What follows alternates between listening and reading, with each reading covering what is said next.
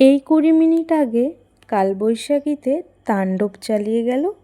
এই তো ২০ মিনিট হচ্ছে। তার মধ্যে আমাদের যেহেতু গ্রামের বাড়ি, তো গাছপালা মোটামুটি সব কিছুই আছে, সেই কারণে ঝড়ের পরে আমরা আম কুড়াতে এসেছি। তার আগে ছোট্ট করে আমার একটু পরিচয় দিই। নমস্কার, আমি সাথী। এটা আমার ফার্স্ট ব্লগ। আশা করছি তোমরা সকলেই খুব ভালো আছো ও সুস্থ আছো। তোমাদের জন্য প্রথমবার আমি এই ব্লগটি বানাচ্ছি, তো আশা রাখছি সকলের ভালো লাগবে। আমি এখন এসেছি আমার দিদির বাড়িতে। আমার পেছনে যাকে দেখতে পাচ্ছ, ওটি হলো আমার ভাগ্নি তৃষা। তো ওর ছিল আজ শুভ জন্মদিন, সেই কারণেই আর কি আসা। তো ওদের বাড়িটা অনেকটা বড়। এই তো কিছুক্ষণ আগে বৃষ্টি হয়ে গেল, আর এখন আমরা দুজনে এসেছি আমবাগানে আম কুড়াতে। সেই ছোটোবেলার কথা মনে পড়ে যাচ্ছে, কতদিন হয়ে গেল এইভাবে আম কুড়ানো হয় না। তো মনির সঙ্গে আমিও এসেছি, আর এই যে দেখো আরেকটা আম পড়ে আছে, তো সেটাই আর কি আমি ওকে তুলে দিলাম। আর ও এই বাগানের ভেতর দিয়ে আর কি আমগুলোকে কুড়িয়ে নিচ্ছে। খুব একটা ও গাছতলাতে আসে না, তবে এখন যেহেতু ঝড় হয়েছে সেই কারণেই আসা। আর যেহেতু ওর আজ জন্মদিন, সেই জন্য খুব ছোট্ট করে একটু আয়োজন করা হয়েছে। আর এই যে ও যেহেতু বিরিয়ানি খেতে ভীষণ ভালোবাসে, সেই কারণে বিরিয়ানি করা হচ্ছে। কি ভীষণ গরম পড়েছিল, কিন্তু তার মধ্যে এই যে একটু স্বস্তি যে একটু বৃষ্টি দিয়ে গেল। বেশ ভালো ঝড়ও হয়েছে, তবে এখন ওয়েদারটা ঠান্ডা হয়েছে, আর বিরিয়ানিটাও একটু ঠান্ডা পড়লে ভালোই লাগে। তো সব কিছু একেবারে কেমন জানি না ম্যাচ হয়ে গেছে। ওখানে চাল ঝরাতে দেওয়া ছিল, এখানে গোটা গোটা আলু কেটে সেগুলোকে আমার দিদি আর কি হালকা করে ভেজে নিয়েছে। আর এইদিকে দিদি এখন এই যে ওই চালটাকে ঝরা দিয়ে ভাতটা বসিয়ে দিল। তার আগেই তো আর কি আর কি চিকেনটা ওইদিকে রান্না করা হয়ে গেছে, আর খানিকটা বাকিও আছে। তবে বাইরের বিরিয়ানির থেকে এখন ঘরের বিরিয়ানি আমার বেশি ভালো লাগে। আর এত টেস্টি করে আমার দিদি বানায় যে সেটা আর কি বলবো। এই যে দেখতে দেখতে আবার ভাতটাও লেবে গেছে।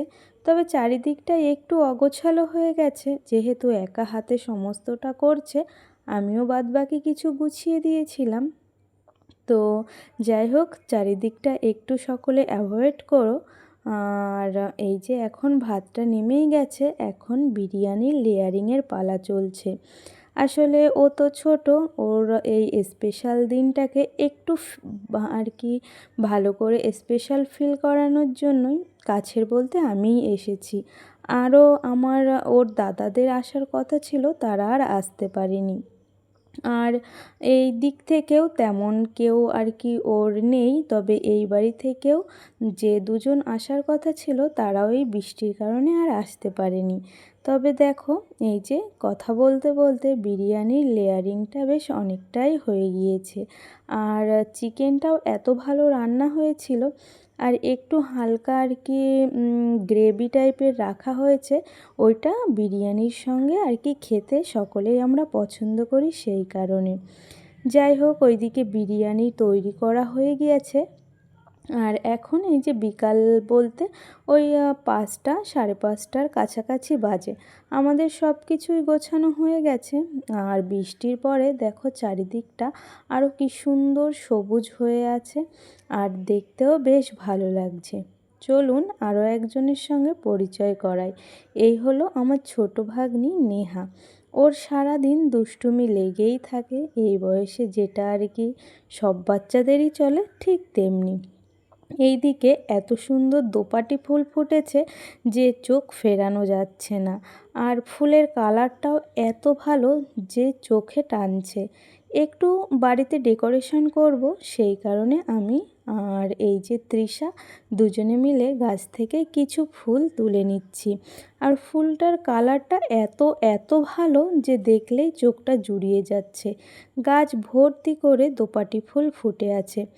এই ফুলটা সব সিজনেই আর কি ফুটতে দেখছি। আমিও দুটো গাছ নিয়ে গিয়েছিলাম, তবে দুর্ভাগ্যের বিষয় সেটাকে আমি আর বাঁচাতে পারিনি। তো যাই হোক, কী করা যাবে। বাড়িতে আমার দিদির বেশ টুকিটাকি অনেক কিছুই আছে।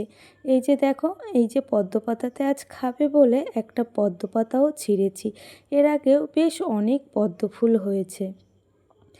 আর এই যে দুই বোন মিলে এখন আর কি বেলুনগুলো ফোলাচ্ছে।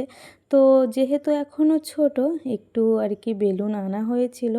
আর একেবারে আমরা ঘরোয়াভাবে ওর জন্মদিনটা এবছর সেলিব্রেশন করছি। সব বছরই আর সেরকমভাবে করা হয়ে ওঠে না, তবে এর আগেও যা টুকিটাকি করা হতো সেই তুলনায় এবার খুবই কম আর কি আয়োজন। তো চারিদিকটায় বেলুনগুলোতে ঘরটা যেন আরও আলো হয়ে গেছে। দেখতে দেখতে সেই শুভক্ষণ চলেই এলো। এই যে সুন্দর করে কত সেকেন্ডে করবো।